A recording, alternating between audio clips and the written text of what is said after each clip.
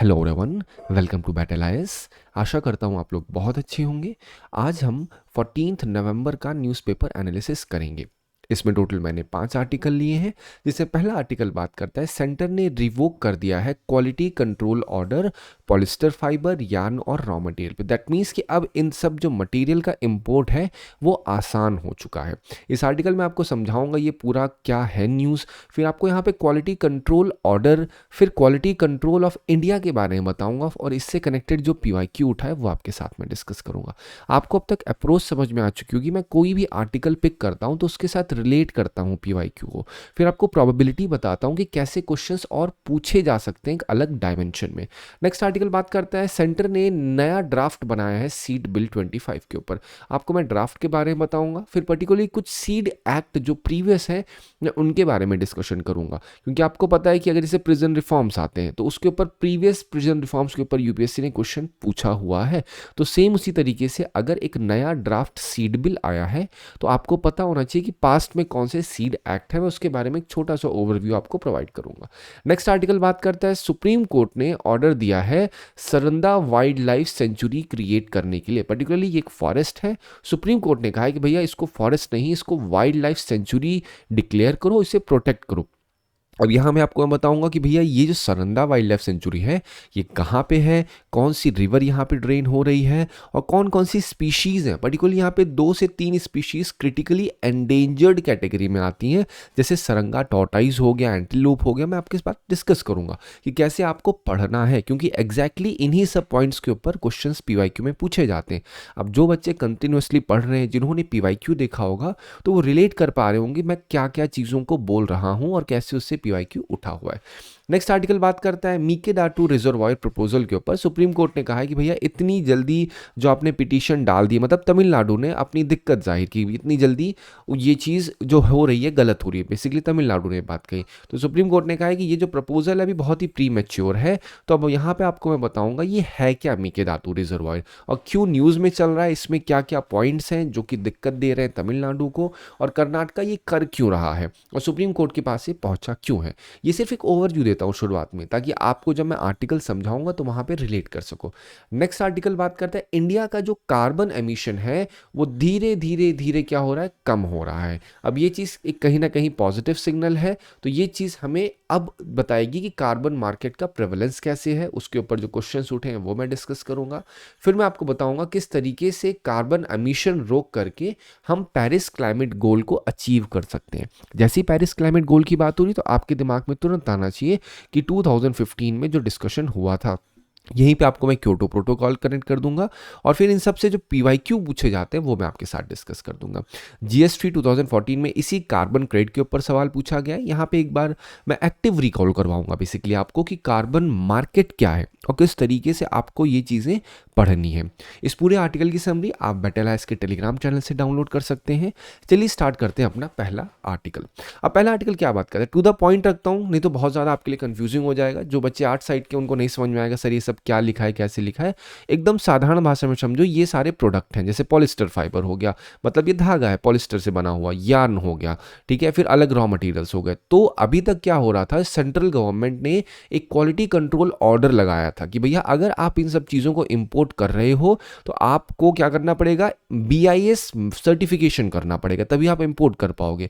तो यही जो रिक्वायरमेंट थी, इस रिक्वायरमेंट को क्या कर दिया, रिवोक कर दिया है, हटा दिया है। तो ये चीज़ होने से क्या हुआ है, इस चीज़ से कहीं ना कहीं जो यहाँ की इंडस्ट्री है उसे काफ़ी ज़्यादा वेलकम किया इस मूव को। उन्होंने कहा कि भैया इससे क्या होगा, इंपोर्ट इन चीज़ों में काफ़ी ज़्यादा स्ट्रीमलाइन हो जाएगा, रॉ मटेरियल की सप्लाई अनइंटरप्टेड हो जाएगी, साथ ही साथ जो डोमेस्टिक प्राइसेस हैं वो स्टेबलाइज हो जाएगा। ये किसका कहना है, जो यहाँ की इंडस्ट्रीज हैं जो इन प्रोडक्ट्स को बेसिकली इंपोर्ट करती हैं। अगर मैं आपको क्वालिटी कंट्रोल ऑर्डर बताऊं तो ethylene glycol, PTA, polyester yarn, polyester filament yarn, तो जो कुछ भी आपको दिख रहा है इन सब में लगा हुआ था। तो अब आपको यहाँ पे डिटेल नहीं पढ़ने की, पॉलिस्टर यार्न पढ़ रहे हो, पॉलिस्टर फिलामेंट, ये सब पढ़ने की जरूरत नहीं है। मेन पॉइंट क्या है, आपको सीएसपी मेथड ने बताया। जैसे आपने सर मोनो इथाइलीन ग्लाइकॉल, इसका यूज कहाँ पे था, आपके दिमाग में तुरंत आना चाहिए कि रिसेंटली जो कफ सिरप से डेथ हुई थी वहां पे कहीं ना कहीं ग्लाइकॉल का इस्तेमाल दिख लिखा था जब ये चीज़ बहुत ज़्यादा हाईलाइट हो गई थी, तो इस वजह से ये न्यूज़ में था। अब इसके ऊपर क्वेश्चन कैसे डाल सकते हैं, या तो कफ सिरप जोड़ देंगे या तो फिर रिलेट कर देंगे क्वालिटी कंट्रोल ऑर्डर के ऊपर। अब जब मैं कह रहा हूँ क्वालिटी कंट्रोल ऑर्डर, तो ये देता कौन है उसको बताने से पहले इम्पैक्ट देखते हैं। आपको मैंने पहले ही बता दिया, पॉलिस्टर की जो क्लोथ्स हैं वो कहीं ना कहीं चीप हो जाए, क्योंकि अब इंपोर्ट आसानी से हो पाएगा। जो फैक्ट्रीज है उनको कंटिन्यूस सप्लाई मिल पाएगी पॉलिस्टर्स की। पेपर वर्क अब कम हो जाएगा क्योंकि बीआईएस सर्टिफिकेशन की ज़रूरत नहीं है। डोमेस्टिक प्राइस हाइक्स जो होंगे वो कहीं ना कहीं काम डाउन हो जाएंगे, आप बोलो आप वो नीचे आ जाएंगे, उनके प्राइसेस में रिडक्शन आ जाएगा। अब यहाँ बात करते हैं क्वालिटी कंट्रोल ऑर्डर दिया किसने, तो ये एक बॉडी ने दिया है जिसका नाम क्या है, क्वालिटी काउंसिल ऑफ इंडिया या क्वालिटी कंट्रोल ऑफ इंडिया, जो भी आप बोलना चाहो, और पर्टिकुलरली क्या है, क्वालिटी काउंसिल ऑफ इंडिया। अब ये क्या, ये ऑटोनोमस बॉडी है, 97 में government of India plus industry body ने साथ मिलकर के इस ऑटोनोमस बॉडी को बनाया था। इसका क्या उद्देश्य है, इसका पर्टिकुलर उद्देश्य है क्वालिटी स्टैंडर्ड्स को प्रमोट करना, मैन्युफैक्चरिंग में, एजुकेशन में, हेल्थ केयर में, लेबोरेटरीज में और आपका सर्विसेज में, इन सब में क्वालिटी स्टैंडर्ड्स को मेंटेन करने काम कौन करता है, वो करता है क्वालिटी काउंसिल ऑफ इंडिया। साथ ही साथ ये इंडिया का क्वालिटी इकोसिस्टम को मैच कराता है ग्लोबल बेंचमार्क से। अब ये इसी के साथ क्या होता है, अलग अलग स्टैंडर्ड्स बोर्ड्स बना रखे हैं, जैसे लैब्स के लिए अलग है, हॉस्पिटल के लिए अलग है, जिससे क्वालिटी एश्योर की जा सके। तो अब यहाँ से आपको इतना सब कुछ बताया, तो यूपीएससी 2017 में देख लीजिए आप, एज इट इज क्वेश्चन पूछा गया, भैया क्या है क्वालिटी काउंसिल ऑफ इंडिया, क्या ये गवर्नमेंट ऑफ इंडिया और इंडियन इंडस्ट्रीज के पास है, एज इट इज वही तो है, it was jointly set up by them, right. Chairman of Quality Council of India is appointed by prime minister on the recommendation of industry to the government.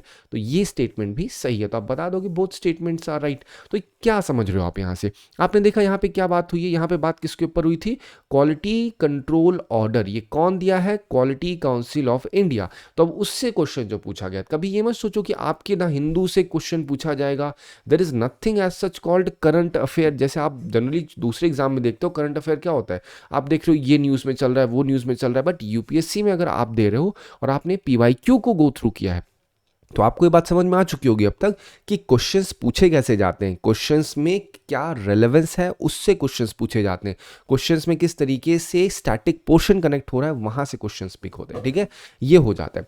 इसके बाद आप notice करो ये क्या बात कर रहा है, बिस्फेनॉल ए एक कॉज ऑफ कंसर्न है, इस कौन से काइंड्स ऑफ प्लास्टिक में आता है, तो आपको पता है पॉलीकार्बोनेट में इसका इस्तेमाल आपको देखने को मिला था, बट अगेन नहीं पता है तब भी कोई दिक्कत की बात नहीं है।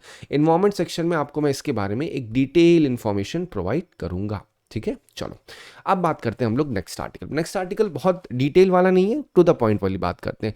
हुआ क्या है, कर्नाटका ने एक मेकेदाटू रिजर्वायर प्लांट बनाया। मतलब बेसिकली ये कह रहे हैं कि जो आपकी एक रिवर जा रही है उस रिवर में एक रिजर्वायर बना देंगे। अब अगर रिजर्वायर बना रहे मतलब क्या है, पानी को एक जहाँ पे स्टोर कर रहे हैं, तो स्टोर कर रहे हैं उससे अर्थ क्या है, उस पानी का इस्तेमाल किया जाएगा इरिगेशन पर्पस के लिए। तो इन्होंने अपनी डिटेल्ड प्रोजेक्ट रिपोर्ट जिसे डीपीआर कहते हैं वो सबमिट की। अब ये सबमिट करते ही तमिलनाडु ने पिटीशन डाल दिया सुप्रीम कोर्ट में, कहते हैं भाई ये जो हो रहा है ये गलत हो रहा है। तो सुप्रीम कोर्ट ने कहा कि अरे थोड़ा रुक जाओ, इतनी भी क्या जल्दी है भाई, आप तुरंत का तुरंत, अभी ये तो बहुत ही प्रीमैच्योर है, अभी इन्होंने अपनी डीपीआर डाली नहीं, आप सीधा सुप्रीम कोर्ट में आ चुके हो, थोड़ा रुको, अभी ऑन स्पॉट ये चीज़ें नहीं की जा सकती हैं, अभी स्टॉप भी नहीं करेंगे, पहले होने दो इसका डीपीआर। अलग अलग बॉडीज़ जैसे सेंट्रल वाटर कमीशन हो गया, फिर कावेरी वाटर मैनेजमेंट अथॉरिटी हो गया, फिर आप नोटिस करोगे यहाँ पे और अलग अलग बॉडी जैसे कावेरी वाटर रेगुलेशन कमेटी, ये सब रिव्यू कर रहे हैं, क्योंकि जो मेकेदाटू है कावेरी रिवर पे है डाउन स्ट्रीम। तो अब इससे क्या हो रहा है, इससे तमिलनाडु को दिक्कत क्यों है, दिक्कत की अगर बात की जाए तो दिक्कत ये हो रही है कि तमिलनाडु कह रहा है कि जो डैम बनेगा, रिजर्वायर होगा, ये कहीं ना कहीं जो पानी नीचे आता है, मतलब तमिलनाडु के पास जो पानी आता है उसको बहुत ज़्यादा प्रॉब्लम हो सकती है। तो ये जो मेकेदाटू रिजर्वायर है ये क्या है, एक बैलेंसिंग रिजर्वायर है, एक ड्रिंकिंग वाटर प्रोजेक्ट है, कर्नाटक के द्वारा लॉन्च किया गया। कहाँ पे है, मेकेदाटू रीजन में आता है, जो कि आपका रामनगर डिस्ट्रिक्ट में आता है। रिवर क्या है, कावेरी रिवर। आपको पता क्या होना चाहिए पेपर पर्सपेक्टिव के लिए, मेकेदाटू कौन से रिवर पे, पहली चीज़। दूसरी चीज़ आपको क्या पता होनी चाहिए कि यहाँ पे कौन कौन सी बॉडी इन्वॉल्व है, जैसे लिखा है क्या है, सेंट्रल वाटर कमीशन, तो आपको सेंट्रल वाटर कमीशन के बारे में पता होना चाहिए क्या है, यूनियन मिनिस्ट्री ऑफ जल शक्ति में आता है, टेक्निकल बॉडी होती है वाटर रिसोर्सेज की, फंक्शन कैसे करती है, flood control, irrigation, hydro power, DPR approve करने में मदद करती है, इवेल्युएट करती है, हाइड्रोलॉजिकल डेटा को एनालाइज करने में इसका बहुत योगदान रहता है, किसका, ये जो सेंट्रल वाटर कमीशन है। अब यहीं से देखिए 22 में क्वेश्चन क्या पूछा है कि कौन सी सी बॉडी कॉन्स्टिट्यूट की गई थी, एनवायरमेंट प्रोटेक्शन एक्ट 1986। अब देखिए यहाँ पे सेंट्रल वाटर कमीशन लिखा है कि नहीं लिखा, तो यहाँ पे तो गलत है, यहाँ पे तो आप देखो सेंट्रल ग्राउंड वाटर अथॉरिटी है, बट कभी भी कोई भी अगर ऑप्शन लिखा हुआ है तो इस बार तो गलत है, लेकिन व्हाट इफ 2026 में इस तरीके से क्वेश्चन फ्रेम किया जाए जहां पे सही ऑप्शन सेंट्रल वाटर कमीशन है, क्योंकि ऐसा किया हुआ है एंड हैव शोन यू। जहां पे कैसे आपको था, आपने याद है बोटानिकल गार्डन पूछा था, बायोस्फीयर रिजर्व था, वाइल्ड लाइफ सेंचुरी और नेशनल पार्क के ऊपर पूछा गया था, तो वही सेम स्टेटमेंट को उन्होंने रिपीट किया था अगेन 2014 में। ठीक है, चलो अब बात करते हैं हम लोग नेक्स्ट आर्टिकल पे। नेक्स्ट आर्टिकल क्या बात करता है, यहां पे सुप्रीम कोर्ट ने झारखंड गवर्नमेंट को कहा है कि भाई साहब आप जो है 31,468 हेक्टेयर का, बेसिकली 314 स्क्वायर किलोमीटर का जो सरंदा फॉरेस्ट है, उससे फॉरेस्ट नहीं अब वाइल्ड लाइफ सेंचुरी बना दो। क्यों? अब ये चीज कही है स्टेट ने, मतलब कोर्ट ने ये चीज कही है, कहा है कि ये आपकी ड्यूटी है कि आप इस सरंदा फॉरेस्ट के अंदर जो इकोलॉजिकल बैलेंस है उसको बना के रखिए, और इस इकोलॉजिकल जो सिग्निफिकेंस है इस फॉरेस्ट की, उसका प्रोटेक्ट करने की जिम्मेदारी आपकी है। इस वर्ल्ड में one of the most pristine साल फॉरेस्ट यहाँ पे मिलता है। साल आपको पता होना चाहिए, आपको दिखाऊंगा। और यहाँ पे कुछ क्रिटिकली एंडेंजर्ड स्पीशीज भी पाई जाती हैं, जैसे sal forest tortoise, four horn antelope, Asian palm civet, wild elephants. Again ये सारे ये नहीं, केवल दो इसमें आपको क्रिटिकली एंडेंजर्ड दिखेंगे। यहाँ पे क्या है, अलग अलग आदिवासी कम्युनिटीज होते, हो, मुंडा, उराउन, ये सब क्या है यहाँ पे डिपेंडेंट होती हैं, फॉरेस्ट प्रोड्यूस पे डिपेंडेंट होती हैं, बेसिकली फॉरेस्ट ड्वेलर्स हैं। अब जैसे ही मैंने फॉरेस्ट ड्वेलर्स बोला तो आपके दिमाग में आना चाहिए कि हाँ, फॉरेस्ट ड्वेलर्स के ऊपर सवाल पूछा गया था यूपीएससी में। ठीक है, अब यहाँ पे पॉइंट क्या है, पॉइंट साल को देखते हैं हम, क्योंकि मेन चीज़ अभी यही है, इन्होंने कहा है अभी सरंदा बना नहीं है, सरंदा अभी भी फॉरेस्ट है, तो इस वजह से यहाँ पे सरंदा वाइल्ड लाइफ सेंचुरी बनाने की बात बोली है, इसलिए मैं इसको बहुत ही शॉर्ट क्रिस्प में आपके सामने प्रेजेंट किया। अब देखते हैं साल फॉरेस्ट के बारे में। ये क्या है, ये ट्रॉपिकल मॉइस्ट डेसिडियस ट्री कहा जाता है। ये हार्ड ड्यूरेबल टिम्बर फॉर्म क्या बहुत ही डेंस फॉरेस्ट कहा जाता है, जैसे आप साल को देख के समझ गए होंगे। कुछ क्रिटिकल एंडेंजर्ड स्पीशीज की बात की जाए, साल फॉरेस्ट टॉर्टाइस, फिर आपका फोन हॉर्न एंटीलूप जो देख रहे हो, ये सब क्या है, ये आपका क्रिटिकली एंडेंजर्ड में आते हैं। पर्टिकुलरली दो हैं जो, ये क्या है, बहुत ही रेयर और स्लो ब्रीडिंग टॉर्टाइस होते हैं जो केवल साल फॉरेस्ट के इकोसिस्टम में पाए जाते हैं। ये जो देख रहे हो ये क्या है, साल फॉरेस्ट के टॉर्टॉइज होते हैं। फोर हॉर्न एंटीलूप है, ये भी स्मॉल एंटीलूप होते हैं जिनकी पॉपुलेशन डिक्लाइन हो रही है ड्यू टू माइनिंग और फ्रैगमेंटेशन। कौन सा रिवर है जो सरंदा फॉरेस्ट में ड्रेन करता है, तो यहाँ पे ब्राह्मी रिवर की ट्रिब्यूटरी जो कि आपकी कोयना और करू, इन दोनों ट्रिब्यूटरी का ड्रेनेज कहाँ पे होता है, कहीं ना कहीं सरंदा फॉरेस्ट में होता है। अगर ये वाइल्ड लाइफ सेंचुरी में कन्वर्ट होता है तो चांसेस बन जाते हैं कि यूपीएससी यहाँ से क्वेश्चन पूछ सकता है। बोल देंगे साल फॉरेस्ट टॉर्टॉइज, अब सोच के सर साल फॉरेस्ट टॉर्टॉइज कहाँ पे मिलेगा, तो बताओगे ना भैया सरंदा फॉरेस्ट में मिलेगा, सरंदा वाइल्ड लाइफ सेंचुरी मिलेगा। फिर बोला जाएगा सरंदा वाइल्ड लाइफ सेंचुरी है कहाँ पे, तो आप बोलोगे झारखंड में है सेंचुरी। तो ये तरीका होता है सॉल्व करने का। ठीक है, अब आप खुद देख लो 2013 का सवाल क्या है, यहाँ पे स्टार टॉर्टॉइज के बारे में लिखा है, नहीं लिखा, स्पाइडर मंकी, पिग्मी हॉग, मोइटोजल, कह रहे नेचुरली फाउंड इन इंडिया क्या होता है, तो स्टार टॉर्टॉइज तो पाया जाता है, स्पाइडर मंकी नेचुरली फाइंड नहीं होता। तो 4 हटा दोगे आप आसानी से आंसर पे आ जाओगे 1 2 3 पे। फिर यूपीएससी 2015 में देखिए क्या लिखा है, टीक क्या है, तो यहाँ पे मॉइस्ट डेसिडियस है जो आपका साल ट्री। इस वजह से मैंने ये क्वेश्चन पिक किया है कि पूछ सकते हैं भैया साल जो है सरंदा फॉरेस्ट में ये कौन सी स्पीशीज का है, तो आपसे बोल देंगे ट्रॉपिकल मॉइस्ट डेसिडुअस है, ट्रॉपिकल रेन फॉरेस्ट है, ट्रॉपिकल थॉर्न है, जो कुछ भी है, तो ऐसे पूछा जा सकता है आपसे। इस वजह से मैंने क्वेश्चन सामने प्रेजेंट किया जिससे आप रिलेट कर सको। ठीक है, चलो अब हम लोग बात करते हैं नेक्स्ट आर्टिकल। नेक्स्ट आर्टिकल क्या कर रहा है, यूनियन गवर्नमेंट ने नया ड्राफ्ट बनाया सीड बिल 25 का। ये अटेम्प्ट पहले 2004 में भी हुआ था, 2019 में भी हुआ था, लेकिन फार्मर प्रोटेस्ट की वजह से नहीं सक्सेसफुल हो पाया था। ये जो नया ड्राफ्ट बिल बनाया गया, इसका उद्देश्य क्या है, seed act 1966, seed control order 1983 को रिप्लेस करना।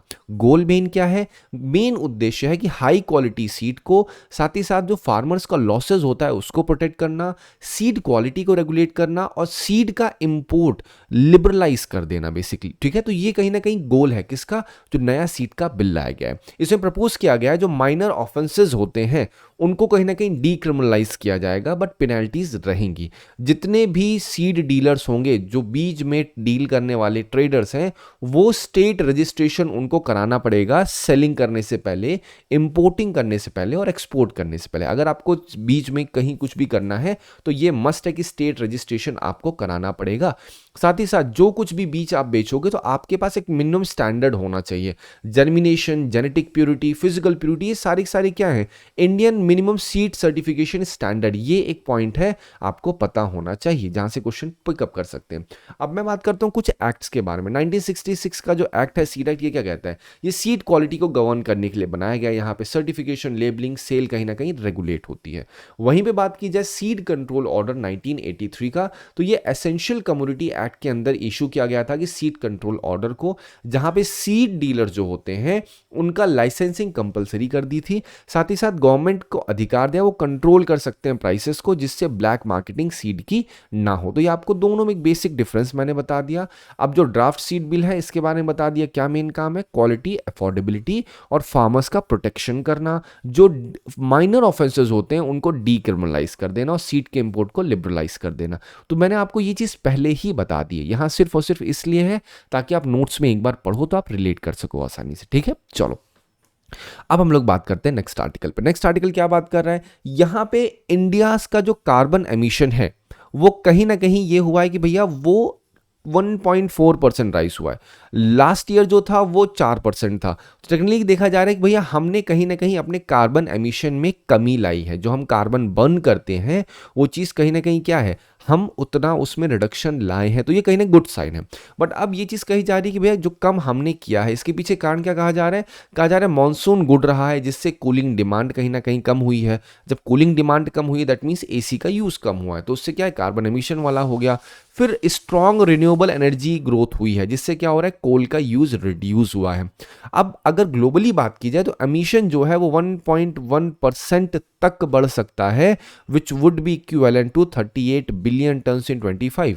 अगर इसमें इंडिया की बात की जाए, 3.2 billion tons CO2 India alone third largest emitter कहा जाता है। ठीक है, तो इस वजह से ये सिर्फ न्यूज़ वाली पार्ट है। अब यहाँ पे पॉइंट किसकी हो रही, कार्बन एमिशन के ऊपर बात हो रही है। तो आपको यहाँ पे पता होना चाहिए इसका इम्पैक्ट क्या है। पहली चीज़ क्या है, इंडिया का जो रिन्यूएबल सेक्टर है कहीं ना कहीं वर्क करता दिख रहा है। अगर हमने अपना कार्बन एमिशन कम किया है तो कहीं ना कहीं चीज़ दिख ही रही है कि हमारे जो रिन्यूएबल काम है वो वर्क कर रहे हैं। ओवरऑल एमिशन जो है वो अभी भी ग्रो हो रहा है, लेकिन हमारा ये एक रे ऑफ होप के तरीके से काम कर रहा है कि हमने थोड़ा बहुत तो काम किया ही है।